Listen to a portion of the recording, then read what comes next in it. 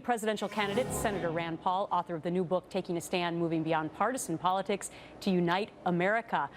Great topic of your book, Senator, for what we're just discussing right now. Now, it's very interesting because the president, in an interview right before this press conference, said this: it'll be interesting to see what somebody like a Rand Paul has to say about this. Because in the past, you've broken from GOP ranks and actually said that you might agree to negotiate with Iran.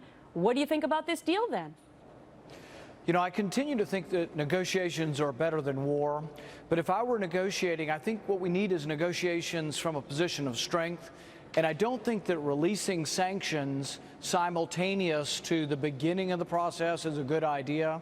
So I think had we been negotiating to allow sanctions to be released in a very gradual fashion after we were seeing significant compliance, that might have been a deal that could have been acceptable. But the Iranians have a long way to go to prove to us that they are going to really, with this agreement, that they will actually be verifiable in their actions. Yeah, well, there's a lot of questions about their actions. One of the things that the president said today was that the deal is not contingent on Iran changing its behavior. So how do you feel about that? Well, that's one reason why you should delay release of sanctions until you do see good behavior. I think we've also left in place a significant nuclear capacity with 5,000 centrifuges that I think goes beyond what you would need for a peaceful program. And so that, along with the administration admitting that Iran will still be involved in proxy wars, will still be involved with terrorism, I find it hard to believe that that's really showing. I think if you're going to have an agreement with the Iranians, we need to show that they are going to significantly be changing their behavior. And the fact that he's acknowledging that they may not change any behavior, I think, is worrisome. The other part of the agreement that I think is going to be something that is also very worrisome is that we're going to be allowing the sale of advanced weaponry to the Iranians, including perhaps ballistic missiles. Right. Now, there is a certain period of delay, but it still concerns me that you would be doing that with a country that has not really shown a change in their sincerity or their credibility. So it sounds, Senator, like you're a no on this vote.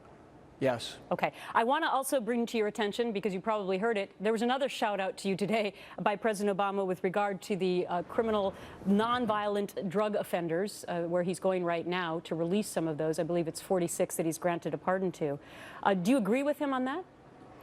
Yeah, and this is an area of agreement between right and left, conservatives and liberals, that we've put some people in jail for too long for nonviolent crimes. We have some people serving life sentences for nonviolent crimes. We have many people serving more than a decade. And one of the big disparities over the last years, and we've fixed it a little bit, but we still have people in prison for, is the crack cocaine, powder cocaine disparity. Many more black individuals end up using crack cocaine, and we punished it 100 times more than we did powder cocaine. So even for the same weight of drugs, often a white kid was getting 6 months or probation, but a black kid was getting a 10 or 15-year sentence.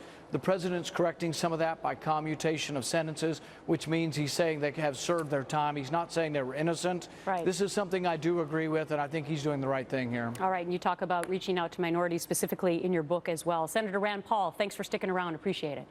Thank you, Gretchen. Okay, lots more